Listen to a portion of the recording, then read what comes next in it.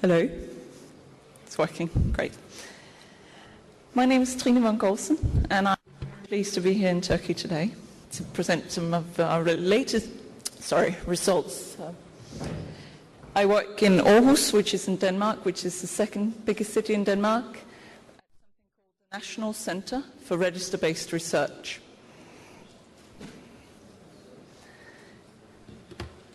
And as I told you, I work at the National Center for Register-Based Research, so I go to work every day and use a range of population registers to conduct research.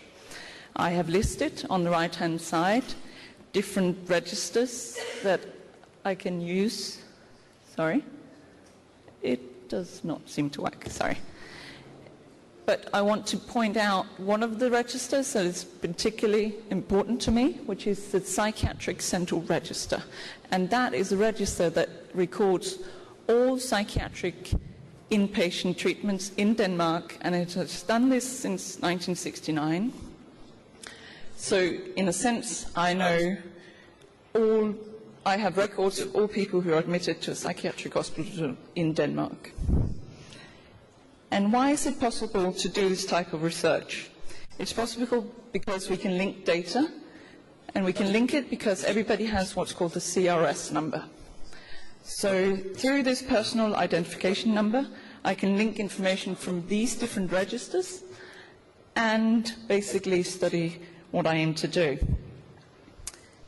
It sounds easy, it isn't necessarily, and when you do the type of work I do, you very quickly become very good friends with statisticians. I want to point these things out to you so you also understand I don't see any patients. I see my computer, and basically this is what I do. I also need to point out the registers are not made for research purposes, but luckily our local legislation is done in a way where we can do these types of studies. So the background population are all Danes, and I've shown you this slide here with small Lego men and women, because Lego is Danish, as you might know. But we have information of approximately 8 million Danes. And that is, of course, a lot of people, and it sounds very impressive. But when you study something that is relatively rare, for example, postpartum psychosis, I don't have 8 million cases. So this is just important to know that although it's the whole population, I can also run out of cases when I do my research. So another thing that I need to point out is when I do the type of research I do, is that the only way I lose people from my studies is when people die and if they move out of Denmark, if they leave the country. So in that sense, I only lose people from the cohort for these two reasons.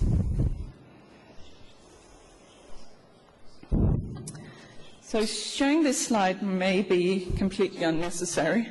I will do it anyway because I just need to make sure that we're on the same page here. So traditionally, researchers have divided postpartum episodes into different categories: maternity blues, postpartum depression, and postpartum psychosis. And as you probably know, maternity blues is a brief period, around 3 to 5 days postpartum, where the mother might feel sad or tearful. This is a very common experience and does not necessarily need any type of treatment. These episodes are not recorded anywhere, and I will, for that reason, not present any results regarding these. Postpartum depression is thought to affect around 15% of all mothers, which was recently confirmed in a study by Kathy Wisner in Chicago. Some studies suggest that 50% of women with postpartum depression go undetected, and that means obviously they're also untreated.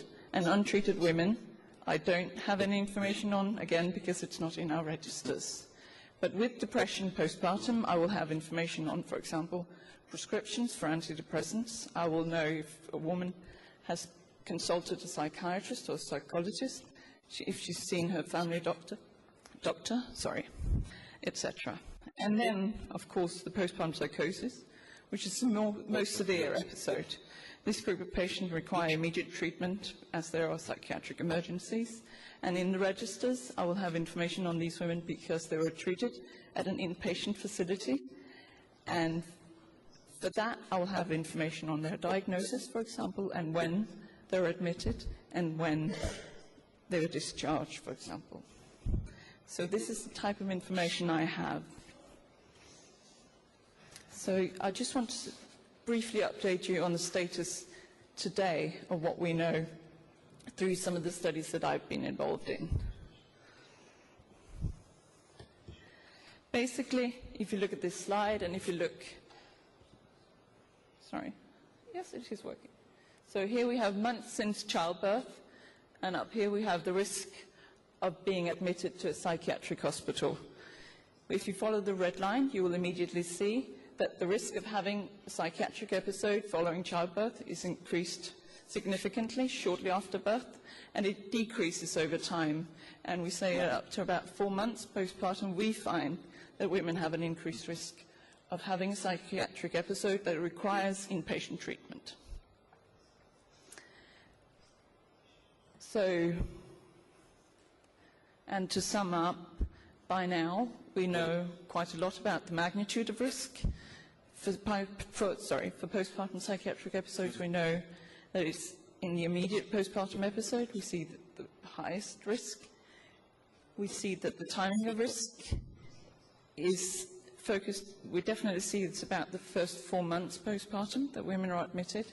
When we look at unipolar depression only, we see that the risk is increased up to 6 months postpartum. And then there are risk factors that we've established and others, including Ian over here, and we know that women with a previous psychiatric episode have a higher risk of having a postpartum episode compared to women who've been healthy until they give birth. We also know that a family history of psychiatric disorder, any type of disorder, and particularly bipolar disorder, increases a woman's risk of having a postpartum episode, and that's compared to women who give birth who have healthy relatives. And we also know from our data that women who give birth to first child have a particularly high risk of having a postpartum episode compared to women who give birth to their second and third child. So that's basically the status by now. And again, this is at population levels. So, yes, sorry. So, I think the question we all want to answer when we go to work, or the question I want to answer when I go to work, is why? Why do women have these episodes? And it's a simple question and very difficult to answer. So why?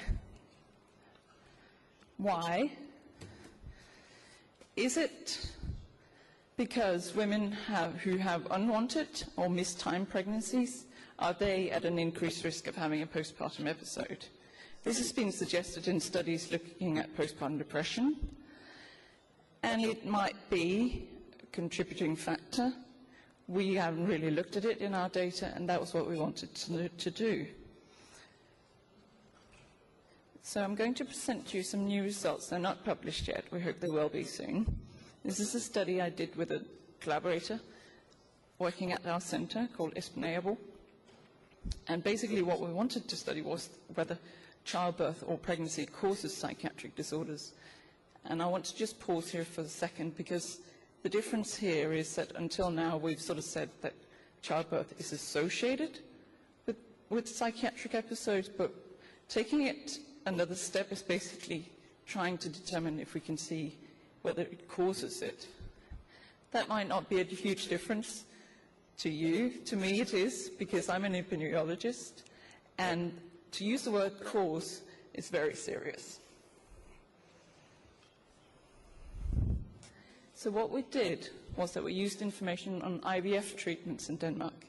And women in Denmark have since 1994 been able to receive IVF treatments. And all initiated treatment cycles are recorded. And that means both private and public treatment facilities record IVF treatments. And we know that the delivery rate among these women after referral is around 70%. 70%, and that's 5 years after entering into IVF treatment. So, as you can imagine, in Denmark we have an IVF register, and that was the information that we used for this study.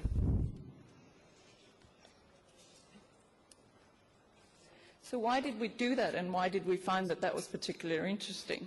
And I think when you talk about causation in epidemiology, the ideal study, the study you want to do to really determine causation, is to do a randomized controlled trial.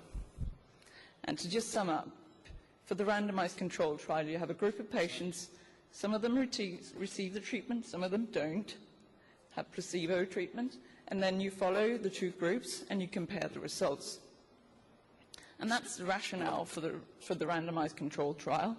And one of the advantages of conducting such a study is that it eliminates bias, because you think that the groups are randomly assigned. So in an ideal world, it would be absolutely great to randomize 50% of women to becoming mothers and 50% of the women to remaining childless. But of course, you cannot do that in real life. But what we did was that we used the information from the IVF register and basically looked at that data as if it was a randomized controlled trial. It isn't, but we call it a natural experiment. And again, this was a collaboration with my colleague, and we had this information on all couples entering IVF treatment, and we assume that all the couples and all the women actively want to become pregnant. And we know that around 2/3 of them have a baby after initiating IVF treatments.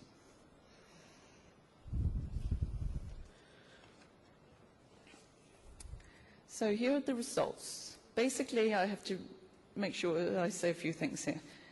We consider this a natural experiment. We follow women from the time point they enter into IVF treatment. So you need to think about when they enter IVF treatment, we follow them through time. Some of them remain childless, and some of them have a baby. And we look at psychiatric episodes in these two groups of women.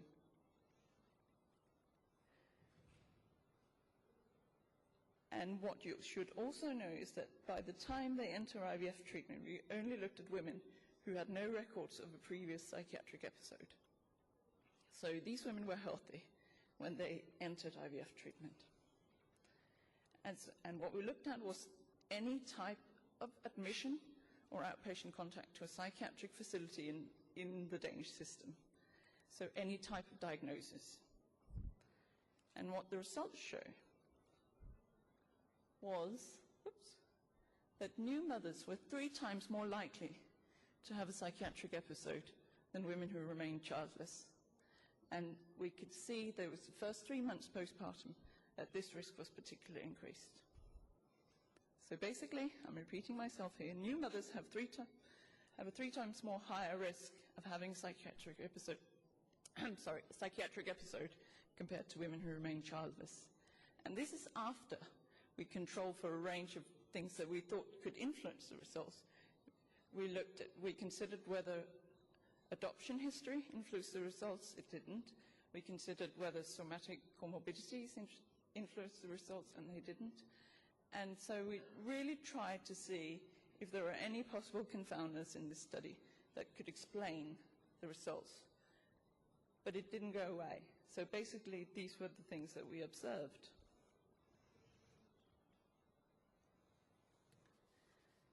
So that was very short, but the point is I wanted to get to this. So the old news is that we've said, and others, that childbirth is associated with onset of first-time and recurrent psychiatric episodes. And the new news is basically we're saying that childbirth or pregnancy or whatever it is causes psychiatric episodes.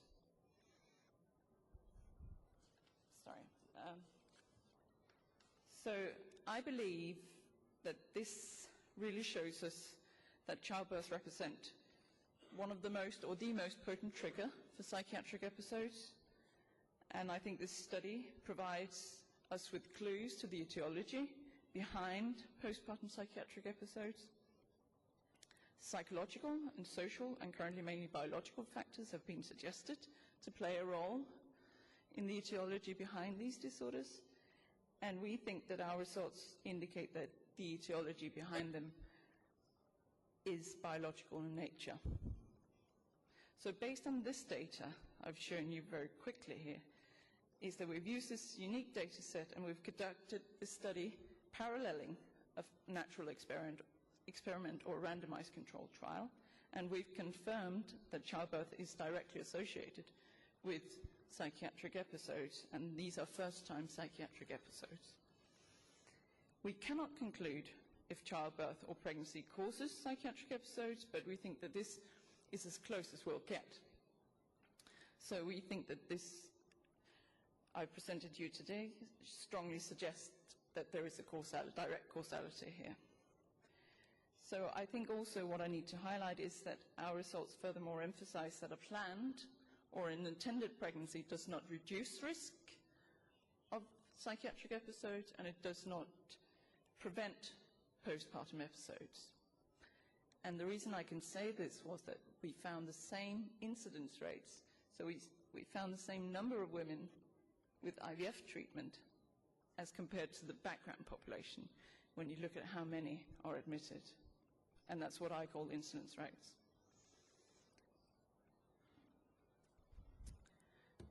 So the short answer is no. We believe that an unwanted or mistimed pregnancy does not influence the risk of having a severe postpartum psychiatric episode. This might be the case in postpartum depression for some women. I acknowledge this, but we cannot find it in our results using this type of data. And that's it. Thank you.